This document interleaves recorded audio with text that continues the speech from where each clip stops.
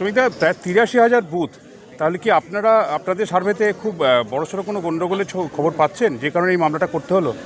পশ্চিমবঙ্গের কোনো ভোটই তো নিরামিষ হয়, আর পশ্চিমবঙ্গের বুথে কি হয় সেটা তো সাধারণ মানুষের জানা।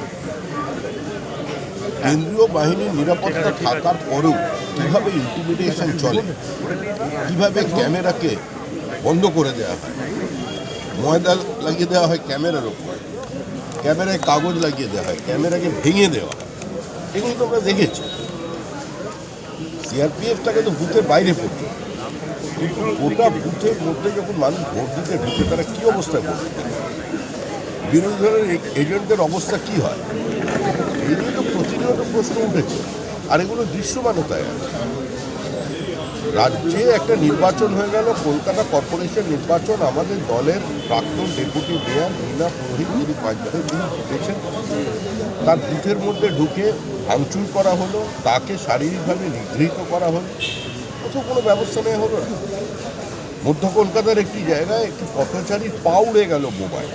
রাজ্য নির্বাচন কমিশন বললেন যে ওখানে চকলেট বাজির মধ্যে কিছু একটা কেটে থাকে, এইটা হচ্ছে তার প্রতিক্রিয়া। তো সেখানে নির্বাচন অবাধ এবং শান্তিপূর্ণ হয় পশ্চিমবঙ্গে তো জানেন, এটা এত বড় বিহারের নির্বাচন হয়ে গেল।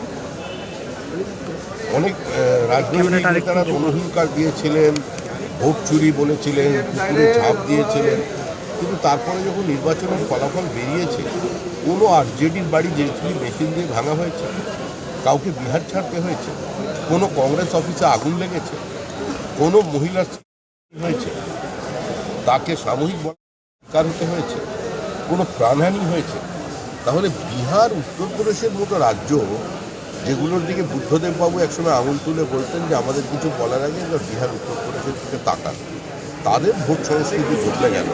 আর আমাদের এখানে কী চলেছে, আমাদের হেলথ প্রেসগুলোকে ভেঙে দিচ্ছে, এসআইআর চলছে, বিএলওদের বাধ্য করা হচ্ছে কিছু ফলস স্টেটমেন্ট আপলোড করার জন্য। ফিরাদ হাকিম তো দরবার খুলে নিলেন 55 বছর 60 বছরের লোককে তাদের বার্থ সার্টিফিকেট দেওয়ার জন্য। সীমান্তবর্তী প্রত্যেকটা জেলায় আজকে সেখানে ডমিসাইল সার্টিফিকেটের ব্যবস্থা করা হচ্ছে। তো পশ্চিমবঙ্গের সঙ্গে অন্যান্য প্রদেশের পরিস্থিতিটা সম্পূর্ণ ভিন্ন। 11টি রাজ্যে এসআইআর চলেছে। আমাদের রাজ্যের মুখ্যমন্ত্রী কাগজ ছিনতাই করার সময়ও এসআইআরের কথা বলছেন। স্বাভাবিকভাবেই এখানে নির্বাচনকে অবাধ এবং শান্তিপূর্ণ যদি করতে হয়, তার জন্য ইসিআইকে অন্য কোনো ব্যবস্থা করতে হবে। ম্যান্ডেটর বার চলে যাবার পরে কেন এতদিন পর্যন্ত কোনো কোম্পানিকে বরাদ্দ দেওয়া হবে? যদি এখানে পশ্চিমবঙ্গ রাজ্য সরকারের সহযোগিতায় কোনো সে ধরনের কোম্পানি না পাওয়া যায়, তুমি অন্য কোনো জায়গা থেকে নিয়ে আসো। কিন্তু নির্বাচনকে অবাধ এবং শান্তিপূর্ণ করতে গেলে শুধুমাত্র ওই ভোটার লিস্টের এসআইআর করলে চলবে না, বুথকে সুরক্ষিত রাখতে হবে, নজরদারি বাড়াতে হবে, সম্পূর্ণ তাদের নজরদারিতে নিশ্চিত নিরাপত্তার মধ্যে মানুষ ভয়মুক্ত হয়ে যাতে নিজের ভোটাধিকার প্রয়োগ করতে পারে সেটা দেখবার দায়িত্ব নির্বাচন কমিশনের। আর সেটারই একটা অংশ হিসেবে আমরা একদম ফাইল করছি। সুমিতা, প্রায় ৮৩,০০০ বুথ। তাহলে কি আপনারা আপনাদের সার্ভেতে খুব বড়সড় কোনো গণ্ডগোলের খবর পাচ্ছেন, যে কারণে এই মামলাটা করতে হলো? পশ্চিমবঙ্গের কোনো ভোটই তো নিরামিষ হয়, আর পশ্চিমবঙ্গের বুথে কি হয় সেটা তো সাধারণ মানুষের জানা। কেন্দ্রীয় বাহিনীর নিরাপত্তা থাকার পরেও কীভাবে ইন্টিমিডেশন চলে, কীভাবে ক্যামেরাকে বন্ধ করে দেওয়া হয়, ময়দা লাগিয়ে দেওয়া হয় ক্যামেরার ওপর, ক্যামেরায় কাগজ লাগিয়ে দেওয়া হয়, ক্যামেরাকে ভেঙে দেওয়া হয়, এগুলো তো আমরা দেখেছি। সিআরপিএফটাকে তো বুথের বাইরে পড়ছে, কিন্তু গোটা বুথের মধ্যে যখন মানুষ ভোট দিতে ঢুকে তারা কী অবস্থায় ভোট দিতে, বিরোধী দলের এজেন্টদের অবস্থা কি হয়, এই নিয়ে তো প্রতিনিয়ত প্রশ্ন উঠেছে। আর এগুলো দৃশ্যমানতায় আছে। রাজ্যে একটা নির্বাচন হয়ে গেল, কলকাতা কর্পোরেশন নির্বাচন, আমাদের দলের প্রাক্তন ডেপুটি মেয়র মীনা পুরোহিত, যিনি 5 বছর তিনি জিতেছেন, তার বুথের মধ্যে ঢুকে ভাঙচুর করা হলো, তাকে শারীরিকভাবে নিগৃহীত করা হলো, কোথাও কোনো ব্যবস্থা নেওয়া হলো না। মধ্য কলকাতার একটি জায়গায় একটি পথচারীর পা উড়ে গেল মোবাইল। রাজ্য নির্বাচন কমিশন বললেন যে ওখানে চকলেট বাজির মধ্যে কিছু একটা কেটে থাকে, এইটা হচ্ছে তার প্রতিক্রিয়া। তো সেখানে নির্বাচন অবাধ এবং শান্তিপূর্ণ হয় পশ্চিমবঙ্গে তো জানেন, এটা এত বড় বিহারের নির্বাচন হয়ে গেল।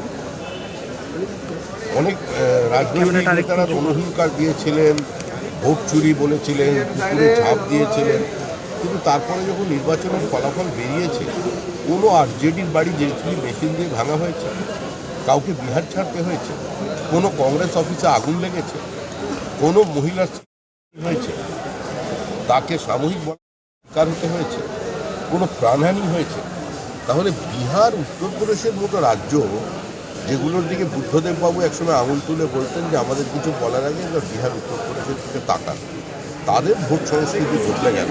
আর আমাদের এখানে কী চলেছে?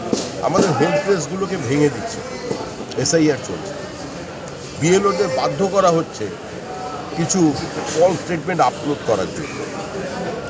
ফিরাজ হাকিম তো দরবার খুলে নিলেন 55 বছর 60 বছরের লোককে তাদের বার্থ সার্টিফিকেট দেওয়ার জন্য। সীমান্তবর্তী প্রত্যেকটা জেলায় আজকে সেখানে ডমিসাইল সার্টিফিকেটের ব্যবস্থা করা হচ্ছে। তো পশ্চিমবঙ্গের সঙ্গে অন্যান্য প্রদেশের পরিস্থিতিটা সম্পূর্ণ ভিন্ন। 11টি রাজ্যে এসআইআর চলেছে। আমাদের রাজ্যের মুখ্যমন্ত্রী কাগজ ছিনতাই করার সময়ও এসআইআরের কথা বলছেন। তো স্বাভাবিকভাবেই এখানে নির্বাচনকে অবাধ এবং শান্তিপূর্ণ যদি করতে হয়, তার জন্য ইসিআইকে অন্য কোনো ব্যবস্থা করতে হবে। ম্যান্ডেটরি বার চলে যাবার পরে কেন এতদিন পর্যন্ত কোনো কোম্পানিকে বরাদ্দ দেওয়া হবে? যদি এখানের পশ্চিমবঙ্গ রাজ্য সরকারের সহযোগিতায় কোনো সে ধরনের কোম্পানি না পাওয়া যায়, তিনি অন্য কোনো জায়গা থেকে নিয়ে আসুন। কিন্তু নির্বাচনকে অবাধ এবং শান্তিপূর্ণ করতে গেলে শুধুমাত্র ওই ভোটার লিস্টের এসআইআর করলে চলবে না, বুথকে সুরক্ষিত রাখতে হবে, নজরদারি বাড়াতে হবে। সম্পূর্ণ তাদের নজরদারিতে নিশ্চিত নিরাপত্তার মধ্যে মানুষ ভয়মুক্ত হয়ে যাতে নিজের ভোটাধিকার প্রয়োগ করতে পারে, সেটা দেখবার দায়িত্ব নির্বাচন কমিশনের। আর সেটারই একটা অংশ হিসেবে আমরা একদম ফাইল করছি। সুমিতা, প্রায় 83,000 বুথ, তাহলে কি আপনাদের সার্ভেতে খুব বড়সড় কোনো গণ্ডগোলের খবর পাচ্ছেন যে কারণে এই মামলাটা করতে হলো? পশ্চিমবঙ্গের কোনো ভোটই তো নিরামিষ হয়, আর পশ্চিমবঙ্গের বুথে কি হয় সেটা তো সাধারণ মানুষের জানা। কেন্দ্রীয় বাহিনীর নিরাপত্তা থাকার পরেও কীভাবে ইন্টিমিডেশন চলে, কীভাবে ক্যামেরাকে বন্ধ করে দেওয়া হয়, ময়দা লাগিয়ে দেওয়া হয় ক্যামেরার ওপর, ক্যামেরায় কাগজ লাগিয়ে দেওয়া হয়, ক্যামেরাকে ভেঙে দেওয়া হয়, এগুলো তো আমরা দেখেছি।